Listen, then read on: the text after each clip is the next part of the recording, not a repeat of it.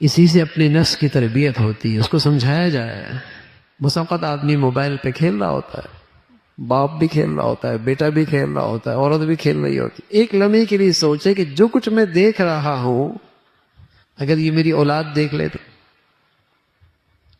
اس حرکت کو اگر میرا شوہر دیکھ لے تو، اس حرکت کو اگر میرا والد دیکھ لے تو، میرا استاد دیکھ لے تو، ظاہر یہ حرکت نہیں کروں گا نا۔ تو ایک لمحے کے لیے سوچ لے کہ اگر یہ دیکھ بھی لیں تو میری دنیا آخرت کا وہ نقصان نہیں جتنا اس ذات کا دیکھنا جس کے ہاتھ میں میری دنیا آخرت ہے۔ اس پر کتنا وبال آ سکتا ہے، کیسی پکڑ ہو سکتی ہے، کیسا ریئیکشن ہو سکتا ہے۔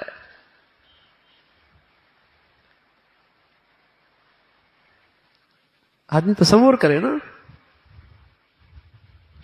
آج ڈاکٹر عبدالحی عارفی رحمۃ اللہ علیہ فرمایا کرتے تھے کہ کل قیامت میں اگر اس سے یہ کہا جائے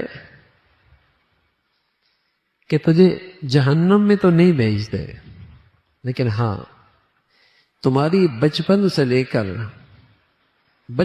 لے کر پوری زندگی کی تصویر آج چلا دیتے ہیں، بچپن سے لے کر جہاں تمہارے ابا بھی موجود، اماں بھی موجود، رشتہ دار بھی موجود، استاد بھی موجود، بزرگ بھی موجود، دوست بھی موجود، دنیا والے بھی موجود، خاندان والے موجود۔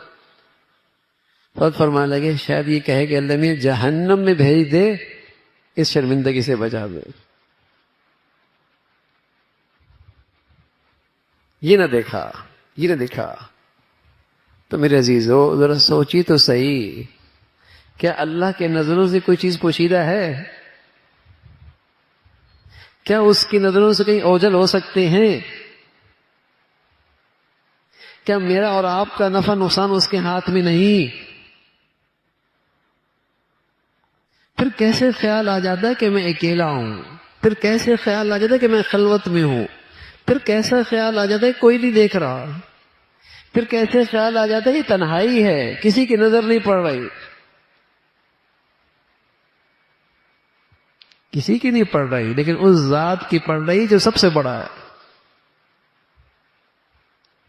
اس ذات کی نظر پڑ رہی ہے جس کے ہاتھ میں میری عزت ذلت ہے، میری کامیابی ناکامی ہے، میری دنیا آخرت ہے، اس ذات کی نظر پڑ رہی ہے۔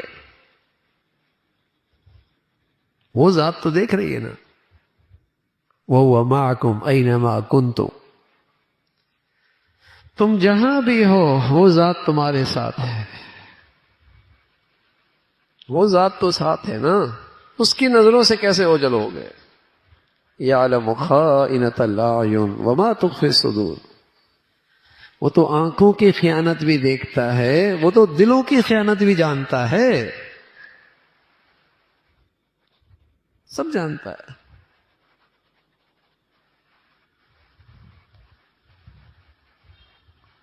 تو میرے عزیزو ہماری زندگی کے لمحات نیکیوں سے آراستہ ہوں، جوانی نیکیوں کے ساتھ گزرے، صحت جوانیکیوں کے ساتھ گزرے، اپنی ان فرصت کی گھڑیوں کو عبادات سے مشغول رکھو۔